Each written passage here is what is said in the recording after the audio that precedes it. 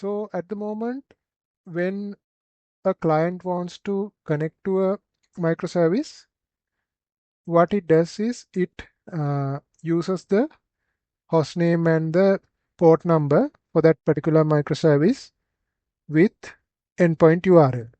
For example, if we go to the Postman, so in this case, in Postman, we have specified the host name, here in this case localhost, and then we have specified the port number and then the endpoint URL. Similarly, if we want to communicate, if the client wants to communicate with customer service microservice, so the host name is localhost in this case, and the port number is now it is 8081. Earlier it was 8082 for the order service. Likewise, client has to know the host name and the port number for that microservice to communicate with the REST endpoints of that microservice. But in real time, there will be like so many microservices available. In this project, we have only two microservices, customer service and order service. But in the real time situation, there will be so many microservices available. In that case, if client wants to consume REST APIs from those microservices, then client has to know the hostname and port number of those microservices. In practical scenario, configuring those hostnames and port numbers of microservices in client is actually not realistic. And to resolve this, we have to have something called API gateway to sit between client and microservices. So in that case, if client wants to consume multiple microservices, client have to only send the request to the API gateway. Then API gateway will be taking care of routing those requests to appropriate microservices. So that's the setup that we are going to do in this video. And before doing that, let me first push this code to the remote repository. Right now we are in the order underscore manager underscore v2 branch, and in our repository, GitHub repository, we have only two branches, that is master and order service v1. So I'm going to push the code up to now to the GitHub repository first. So let me give the command git status, and we can see there are a lot of changes we have done. So we have to add those changes first by issuing the command git add space dot, and then let's issue the git status command again, and we can see those changes has been now added. And I'm going to give a message and commit the changes.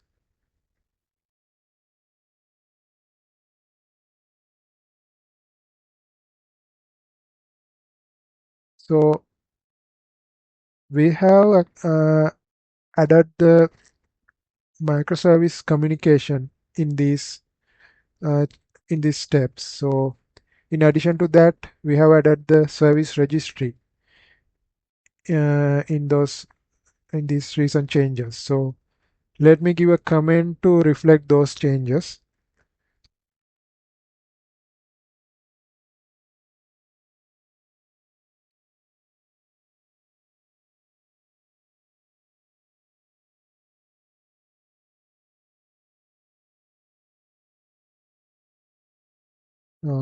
We have used the REST template.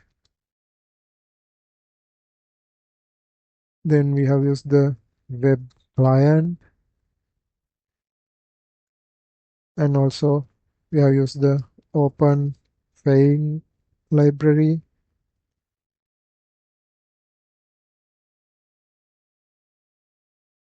So, and in addition to that, we have also implemented service registry.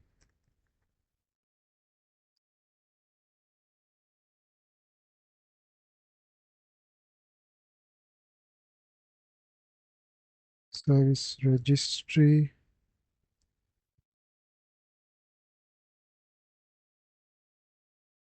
with Eureka server. So I think that's a descriptive message for the changes we have done so far in this branch. So let me add this commit.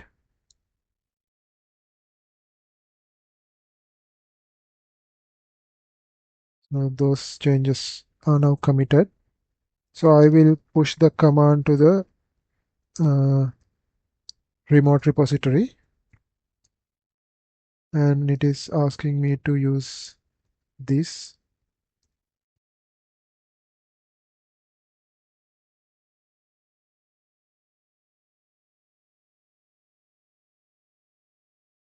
So the changes have now pushed to the remote repository. Let me refresh, and we can see now order manager underscore v2 branch is also available in the remote repository.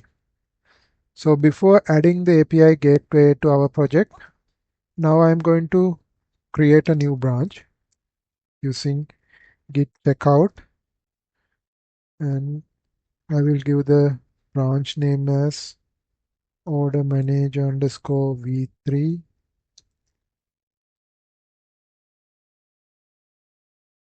and here we are now we can see now the branch has now changed to order underscore manager underscore v3. So we can go ahead and make the changes now to our project to add an API gateway. So the first thing is we need to create another Spring Boot project as a microservice, and let's give the artifact. We have to select the Maven and Java and Spring Boot 3.5.3, and the artifact I can give something like API gateway. And I will give a description also to reflect that. And packaging is Java version 17. And the dependencies we need to add are these: gateways, Spring Cloud routing. So this dependency we have to add, and also we have to add Eureka Discovery Client dependency, and also I'm going to add actuator dependency as well.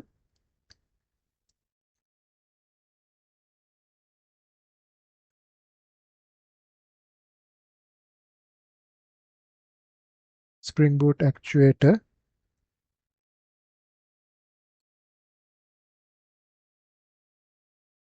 So by adding this Spring Boot actuator, we can monitor the application health, and also we can expose endpoints to uh, find details about our project's status, and other things like uh, metrics, information of the project, and those kind of things we can find by adding this Spring Boot actuator dependency. Now I'm going to generate the project.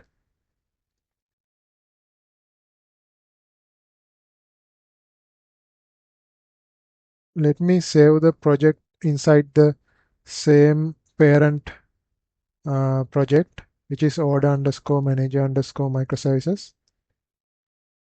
It will download the zip file.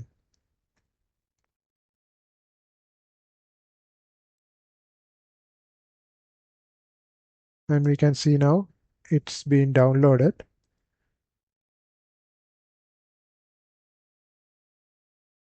I'm going to extract it here.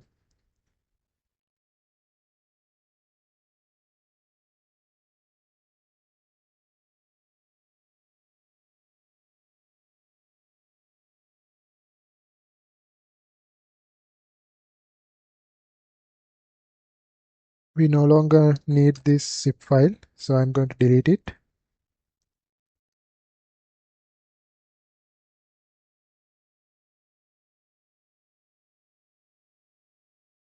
Now let's go to the IntelliJ.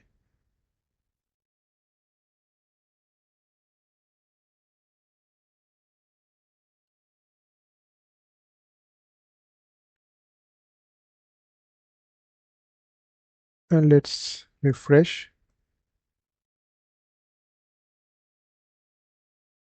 Okay, it's already showing here, API gateway.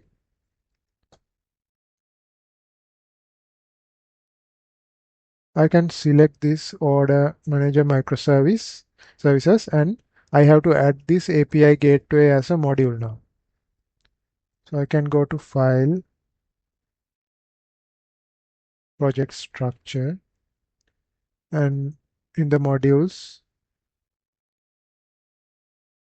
I can click this and I can click the import modules, and I can select this API gateway and then OK, and you can select import module from external model and select Maven, create,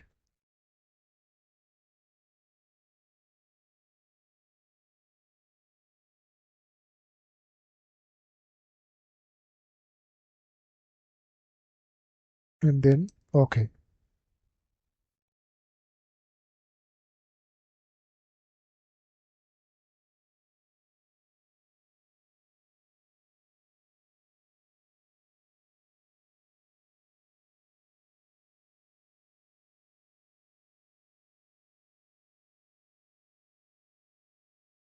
Let me try to add again because it looks like it did not add for some reason.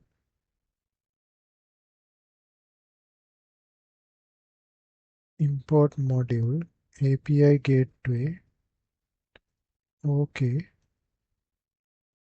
create.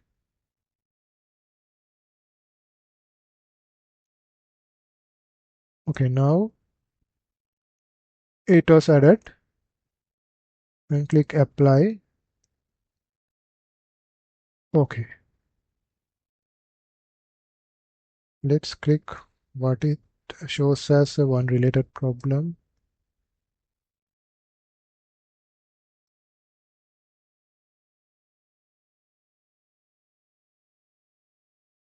I don't see any problem, although it flags here. Let's ignore that for now. And API gateway is now added as a module in our microservice project.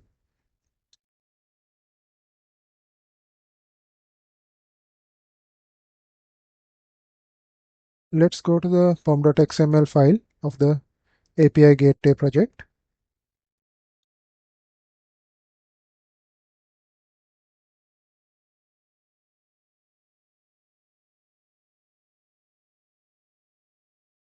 We can see the actuator dependency here.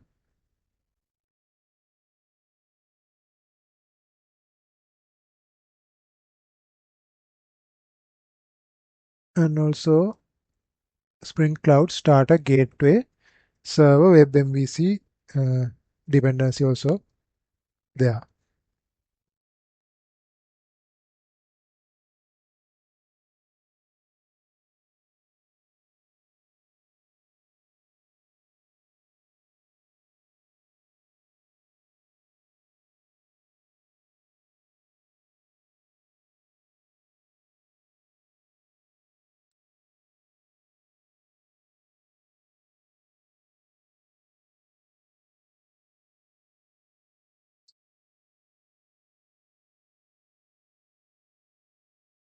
So the next step is we have to give the Eureka server URL into the application.properties file of the API gateway, just like we gave the URL in other microservices. So the application name I will give as API-gateway,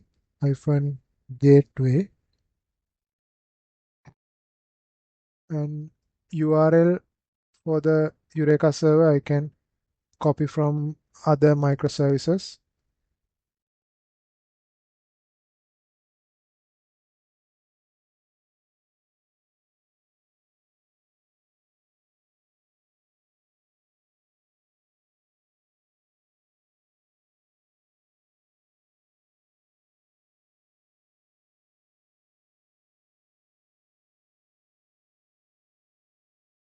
And also I will give the server port for the API gateway.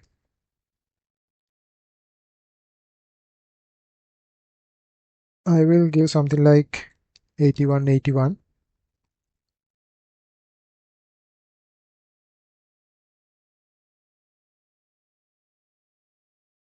And let's run the project and let's see it is able to register as a Eureka client with our Eureka server. So before running the API gateway, let's confirm that our service registry application is running. No, it's not running. So I will first start that.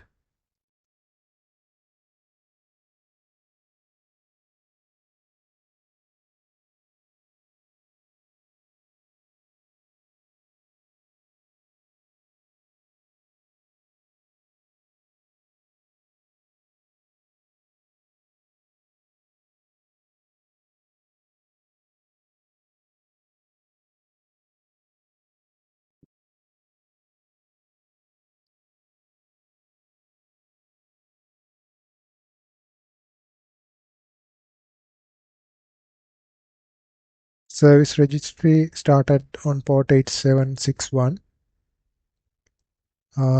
Let's go to the UI of the service registry.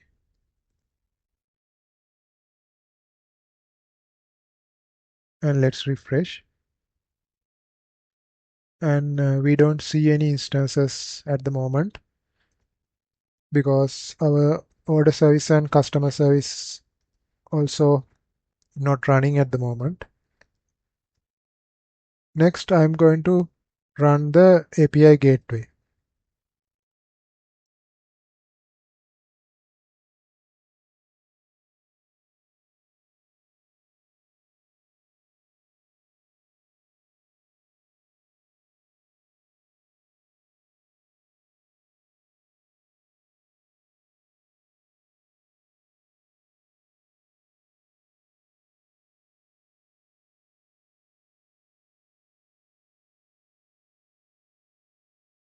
Discovery client API gateway registration status 204 started API gateway. So let's go to the Eureka server again.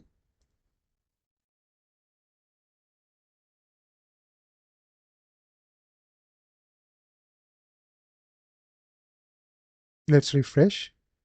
And now we see API gateway is listed under the instances with the status of up.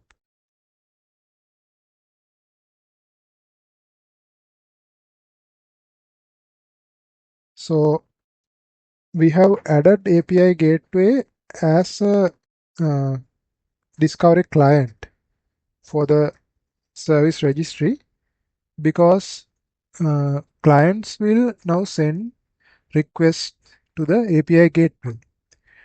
So for API gateway to discover the microservices to which those requests need to be forwarded, API gateway has to be added to the service registry.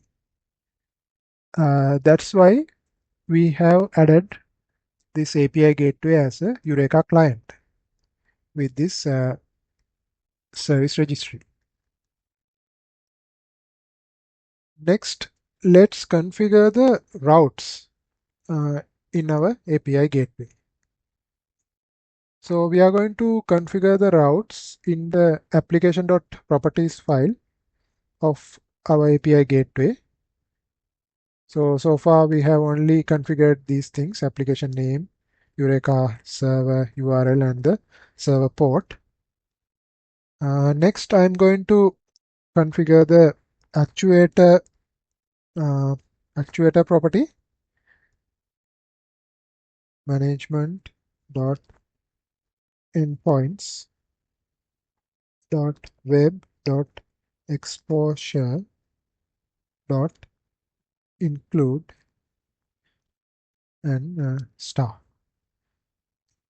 So this line tells the application to expose all actuator endpoints over HTTP. So there are endpoints like /health, /info, /matrix. So by providing this star, this will be able to expose all those endpoints. Okay, so the next step is we need to configure the routes for the microservices. So let me add some comments first.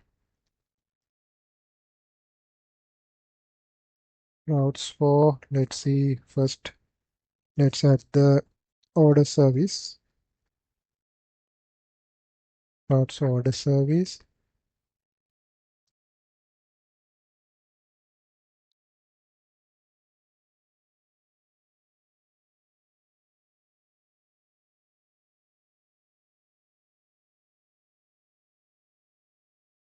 Spring dot cloud dot gateway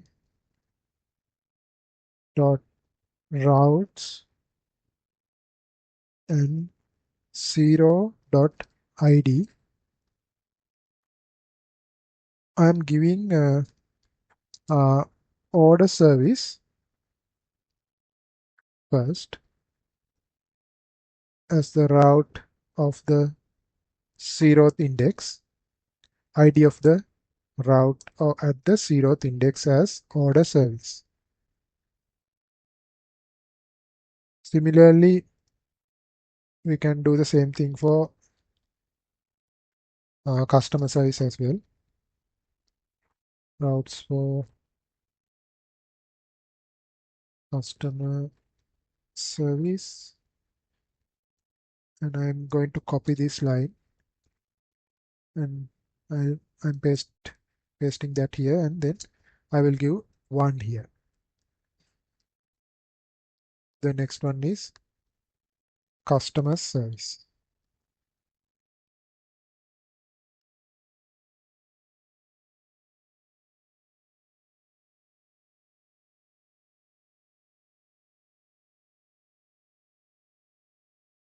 So this one actually the service ID for our order service. So I will give a comment order service service ID in the Eureka server. That's what we have specified here with this line. Similarly, I can give the same comment here with changing it as customer service service ID in the Eureka server. So the next step is we have to give the URI for the built-in load balancer of the Eureka server for this order service. URI to built-in load balancer of Eureka server. We know Eureka server has a load balancer because we already tested that by running multiple instances of the customer service, and we know that like when one instance is down, it is going to automatically forward the request to the other instance which is up. So that means Eureka server has a built-in load balancer. So here when we use the API gateway, we have to configure that by giving this command spring.cloud.gateway dot routes 0 dot URI equals LB slash slash order hyphen service. We are giving 0 here because we know from this 0th index we always identify the order service. So similarly we can give the same thing for the customer service as well. This case we have to change it to customer service and route index should be 1.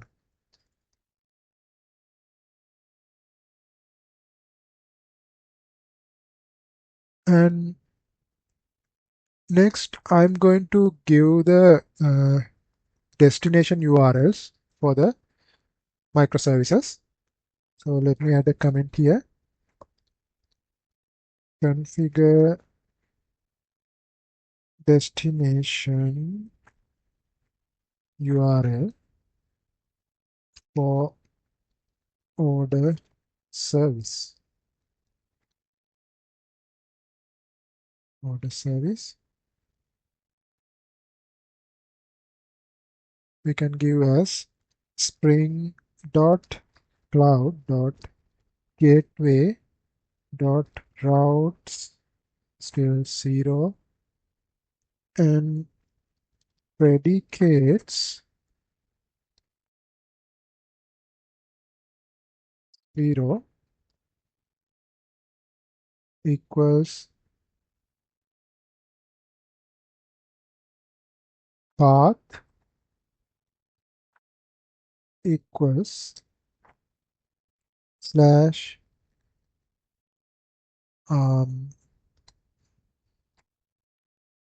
it's slash API slash orders. So